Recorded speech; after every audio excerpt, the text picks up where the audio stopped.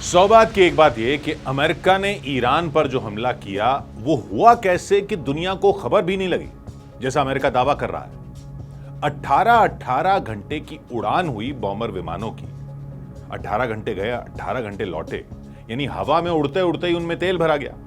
बीच में लैंड तो कहीं किया नहीं विमानों ने। तो यह करने के लिए क्या करना पड़ा अमेरिका की एयरफोर्स को? ऑपरेशन मिडनाइट हैमर नाम दिया अमेरिका ने इसको। मिडनाइट हैमर, आधी रात को मारा हथौड़ा। लेकिन कैसे मारा? कहानी शुरू हुई आधी रात में। रात के 12 बजे के बाद अमेरिका के राष्ट्रपति के व्हाइट हाउस में सब इकट्ठा हुए। व्हाइट हाउस में एक खास कमरा है, उसको कहते हैं सिचुएशन रूम। यहां पर बड़े बड़े टीवी लगे हुए हैं। दुनिया के किसी भी कोने में लाइव क्या चल रहा है अमेरिका की सैटेलाइट के जरिए यहां पर वहां के राष्ट्रपति देख सकते हैं। व्हाइट हाउस का एक तरह से वॉर रूम कह लीजिए इसको। इस कमरे का नाम है सिचुएशन रूम। जब ओसामा बिन लादेन को पकड़कर मारा था ना पाकिस्तान में, तब भी अमेरिका में व्हाइट हाउस में तब के राष्ट्रपति ओबामा लाइव देख रहे थे टीवी पर इसी सिचुएशन रूम में। तो इस सिचुएशन रूम में रात 12 बजे के बाद इकट्ठा हुए राष्ट्रपति डोनाल्ड ट्रंप, उपराष्ट्रपति जेडी वैंस, रक्षा मंत्री पीट हेग्सेथ, विदेश मंत्री मार्को रूबियो और वहां के रक्षा विभाग यानी पेंटागन के बड़े अधिकारी। और उन्होंने लाइव देखा कि अमेरिका के मिजोरी राज्य के एक एयरबेस से रात के अंधेरे में विमानों का एक बेड़ा निकला। पेंटागन के मुताबिक वहां के टाइम के हिसाब से रात 12:01 पर B-2 स्टेल्थ बॉम्बर विमान निकले व्हाइटमैन एयरफोर्स बेस से। इनके टारगेट थे ईरान के न्यूक्लियर ठिकाने। ये B-2 विमान जो होते हैं ये सब सोनिक स्पीड पर उड़ते हैं। सब सोनिक स्पीड मतलब आवाज की स्पीड से थोड़ा सा ही कम, मतलब जितनी स्पीड से आवाज एक जगह से दूसरी जगह जाती है उससे बस थोड़ा सा कम स्पीड पर उड़ते हैं। और इन विमानों में लोड किए हुए थे bunker buster bomb. Bunker buster bomb का नाम ही बता रहा है कि ये जमीन के अंदर भी बंकर बना हो तो उसको भी उड़ा देते हैं। तो इन बंकर बस्टर बमों की ताकत इतनी होती है कि ये 200 फीट मोटी कंक्रीट की छत को भी तोड़ सकते हैं। यानी 200 फीट गहरा भी हो अंडरग्राउंड बंकर तो उसको भी फोड़ सकते हैं। इतनी ताकत होती है इन बमों में। और वो क्यों चाहिए थी ताकत? वो इसलिए चाहिए थी क्योंकि ईरान का जो फोर्दो परमाणु प्लांट है वो अंडरग्राउंड तो है ही, वो पहाड़ के नीचे अंडरग्राउंड है। मतलब जमीन के नीचे परमाणु ठिकाना है और उसके ऊपर पहाड़ है। अमेरिका तो यही कहता है कि इसी फोर्दो परमाणु प्लांट में ईरान अपना परमाणु बम बना रहा था। और सिर्फ अमेरिका के पास ऐसा बम है जो आसमान से गिराकर जमीन के अंदर का कोई ठिकाना फोड़ सकता है। ये वाला बम माना जाता है कि पूरी दुनिया में और किसी सेना के पास ये वाला बम नहीं है, बंकर बस्टर, सिर्फ अमेरिका के पास है। तो B-2 बॉम्बर अमेरिका के मिजोरी राज्य के व्हाइटमैन एयरफोर्स बेस से उड़े और ईरान की तरफ बढ़े, अटलांटिक महासागर के ऊपर से। लेकिन दुनिया की नजरें दूसरी तरफ थी, क्योंकि खबरें यह थीं कि अमेरिका ने अपने B-2 बॉम्बर भेजे हैं गुआम की तरफ। गुआम है उल्टी दिशा में, ऑस्ट्रेलिया के उत्तर में फिलीपींस के पास प्रशांत महासागर में यह टापू है गुआम। गुआम में अमेरिका का एयरफोर्स बेस है। तो अमेरिका ने खबर यह फैलाई कि उसके B-2 बॉम्बर विमान गुआम की तरफ जा रहे हैं। और ट्रंप ने कह दिया था कि वो 2 हफ्ते में फैसला लेंगे कि अमेरिका सीधा ईरान पर हमला करेगा या नहीं करेगा। तो गुआम की तरफ अमेरिकी B-2 विमानों का जाना यह माना जा रहा था कि ईरान पर हमले की तैयारी के लिए ही है, क्योंकि फोर्दो पर हमला करने के लिए बंकर बस्टर बम चाहिए थे और बंकर बस्टर बमों को गिराने के लिए B-2 बॉम्बर विमान चाहिए थे। तो सबने यह माना कि अमेरिका गुआम में इन विमानों को भेजकर या तो ईरान पर हमले की तैयारी गुआम से कर रहा है या ईरान को डराने के लिए उसने विमान गुआम की तरफ भेजे। क्योंकि गुआम की तरफ जाने के लिए B-2 बॉम्बर उड़े अमेरिका से पश्चिम की तरफ, लेकिन वो सिर्फ चकमा देने के लिए थे। जिन B-2 बॉम्बर से असल में हमला करना था वो 7 प्लेन थे। वो 7 प्लेन उड़े पूर्व की तरफ, यानी सीधा ईरान की तरफ। 7 विमान उड़े असल में हमला करने के लिए। हर विमान में थे 2 पायलट। ये B-2 विमान जो है ये स्टेल्थ विमान है, मतलब ये रेडार में नजर नहीं आते। जो वेबसाइटें वगैरह होती है ना फ्लाइट रेडार टाइप की, जिनमें दिखता रहता है कि आसमान में कौन से प्लेन उड़ रहे हैं, उनमें ये B-2 प्लेन नजर नहीं आते। तो ये पता ही नहीं चल सकता कि प्लेन कहां से उड़े कहां को गए। इसलिए अमेरिका ने दुनिया की नजरें उधर घुमा दी, उल्टी दिशा में, और फैला दिया कि B-2 बॉम्बर गुआम की तरफ रवाना किए जा रहे हैं। और कुछ B-2 बॉम्बर गुआम की तरफ, गुआम के लिए उड़ा भी दिए।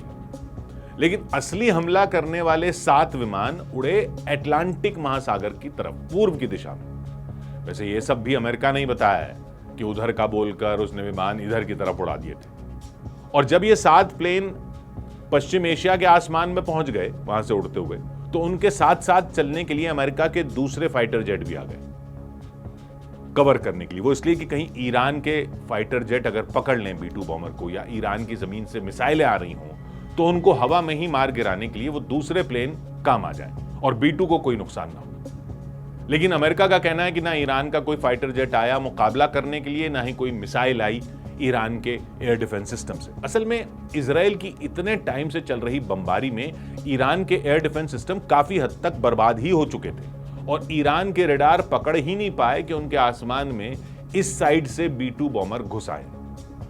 17 घंटे लग गए विमानों को ईरान के आसमान में एंटर करने में। यानी अमेरिका में तो शाम हो गई थी, आधी रात को चले थे, शाम हो गई थी, लेकिन ईरान में फिर आधी रात के बाद का टाइम हो गया था। इन B-2 विमानों के अलावा अरब सागर में अमेरिका की एक पनडुब्बी पहुंच गई थी। तो B-2 बॉम्बरों ने बंकर बस्टर बम गिराए फोर्दो और नतांज के परमाणु अड्डों पर, और ये पनडुब्बी जो खड़ी थी अरब सागर में, उससे फायर कर दी टॉमाहॉक मिसाइलें इस्फहान के परमाणु प्लांट पर। यानी पश्चिम की साइड से उड़ते हुए आए B-2 बॉम्बर, उन्होंने बम गिराए फोर्दो और नतांज पर, जबकि दक्षिण से फायर कर दी गई मिसाइलें अरब सागर से सीधे इस्फहान। यानी अलग अलग दिशा से एक साथ अटैक कर दिया अमेरिका ने ईरान पर। ईरान की सेना को समझने का टाइम ही नहीं मिला। ईरान के टाइम के हिसाब से रात के करीब 2 बजे सबसे बड़े bunker buster bomb GBU-57 Fordow पर गिराए B-2 प्लेन से।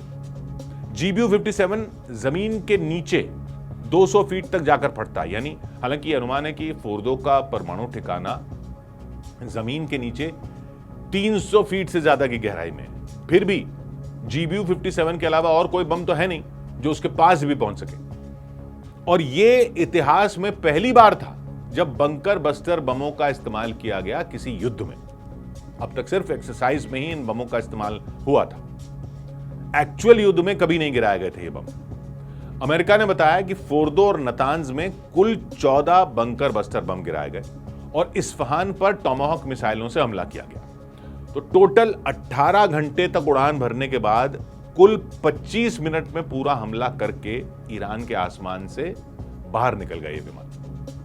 अमेरिका ने बताया कि टोटल 75 हथियार इस्तेमाल हुए। 75 हथियार मतलब 14 तो बंकर बस्टर बम ही थे, इसके अलावा जो बम गिराए गए और टॉमाहॉक मिसाइलें गिराई गई पनडुब्बी से इस्फहान पर, वो सब मिलाकर हुए 75। और अमेरिका ने बताया कि कुल कितने विमान इस्तेमाल हुए? 125। मतलब B-2 बॉम्बर तो थे साथ ही जिन्होंने हमला किया बंकर बस्टर बम गिराकर, तो फिर 125 विमान कैसे लग गए?